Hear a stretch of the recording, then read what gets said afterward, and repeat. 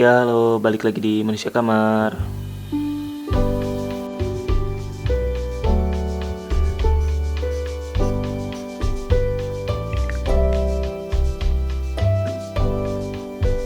Oke, halo teman-teman, kembali lagi di Idogaps dan hari ini cuma mau ngobrol santai aja ya.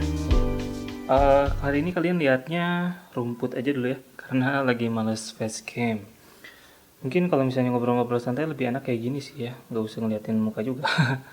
Oke, hari ini saya mau bicarakan tentang sesuatu di luar kemampuan kita gitu, dan ini bukan masalah supranatural atau indera keenam dan lain sebagainya ya, atau mungkin kalian punya kelebihan itu yang mungkin tidak masuk ke sini gitu. Jadi maksud dari perbincangan melakukan sesuatu di luar kemampuan kita adalah ketika kita seringkali menerima sesuatu di mana hal itu tidak mampu tapi kita paksakan karena mungkin takut gak enak ke orang yang minta, atau bisa jadi kita mengharapkan sesuatu dari apa yang sudah dimintakan kepada kita oleh orang itu gitu.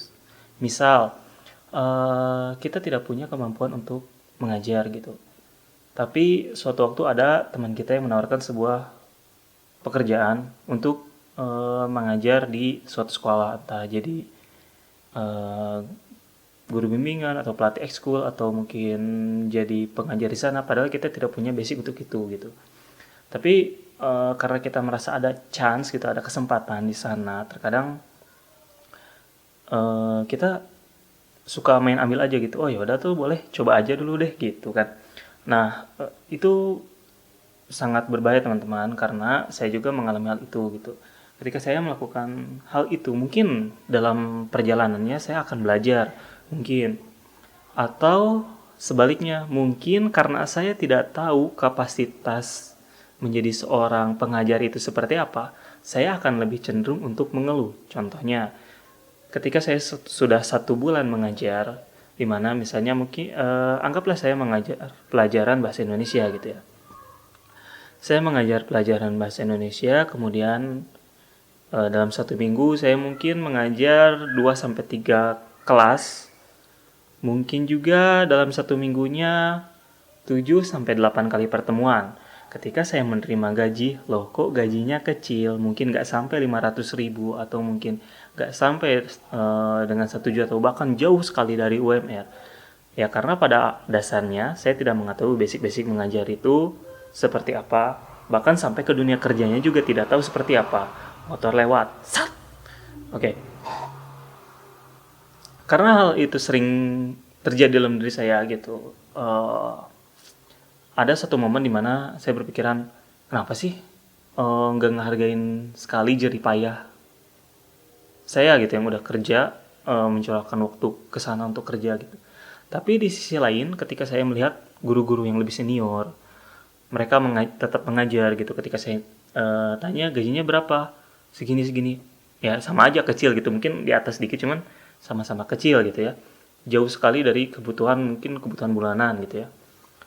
Tapi kenapa mereka bisa enjoy ya? Satu, mungkin di desa kebutuhan gitu ya. Kedua, mereka sudah sadar dan paham gitu bahwa gaji sebagai seorang pengajar itu emang tidak besar gitu. Kalau mau besar ya Anda jadi pengusaha, jangan jadi guru gitu.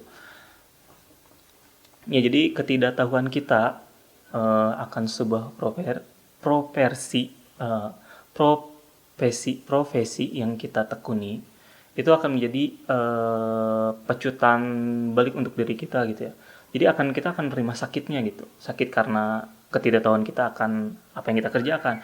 Misal gitu, kita mungkin melihat bagaimana banyak karya-karya tulis dari penulis-penulis terkenal gitu, yang menulis judul-judul buku yang mungkin kita pernah baca atau mungkin sempat booming gitu.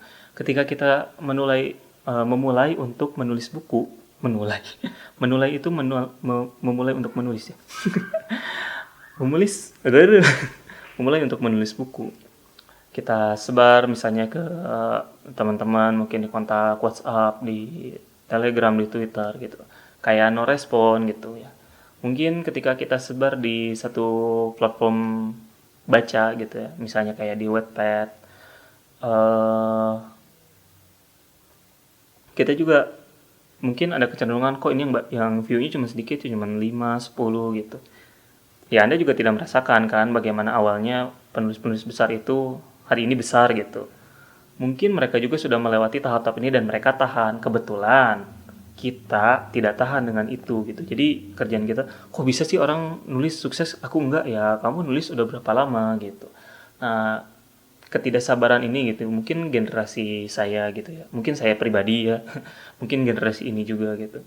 Ada rasa ketidaksabaran untuk mencapai sesuatu. Misal juga ketika kita memulai usaha, terkadang kita terlalu gurung-gusu apa ya, terburu-buru gitu untuk menyerah, bukan untuk memulainya ya. Kalau misalnya kita terburu-buru untuk memulai, setengahnya kita sudah ada dalam satu tahapan dan kita belajar di sana gitu. Dan yang paling parah itu ketika kita terlalu terburu-buru untuk menyerah gitu. Ketika kita baru mulai dan ngerasa gagal, itu langsung berhenti gitu. Misalnya kita usaha buat jualan pangsit goreng gitu ya. Pangsit kalau misalnya kita beli di pasar itu sangat banyak gitu ya.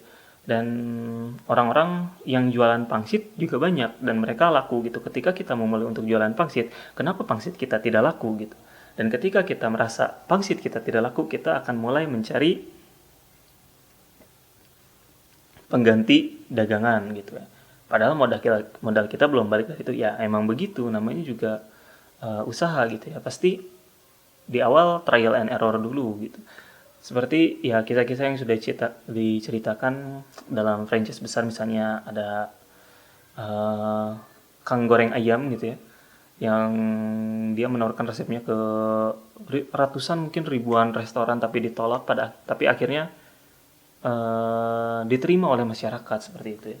Dan itu dia mencoba sangat banyak gitu, bahkan ratusan ribuan. Kita baru jualan pangsit 2 hari dan kita ngerasa nggak laku, kemudian kita menyerah gitu. Eh, itu kita terlalu terburu-buru mungkin untuk menyerah gitu. Jadi untuk memulai sesuatu, coba kita pahami dulu minimal diri kita sendiri gitu. Jangan ingin orang lain dulu yang paham sama kita gitu. Kita coba pahami, kita paham nggak sama diri kita sendiri gitu. Jangan kayak ngerasa, wah gue udah berusaha, gue udah merasa, gue udah berusaha semaksimal mungkin nih, kok nggak dihargain sama sekali gitu. Ya, kita sadar diri dulu, kita sendiri udah kenal belum. Kalau misalnya kita udah kenal dengan diri sendiri, ketika ada sesuatu hal yang menghampiri kita tahu itu kita hindari atau kita ambil gitu. Ya ini mah cuman ngebacot aja gitu ya. Sebenarnya ini mah kayak unek-unek pribadi gitu. Kalau misalnya kalian merasa tersinggung ya maaf gitu. Cuman ya ini mah cuman mau sharing aja gitu. Semoga kalian tidak mudah untuk menyerah teman-teman. Terima kasih. Kembali ke di berikutnya. Dadah. Adios.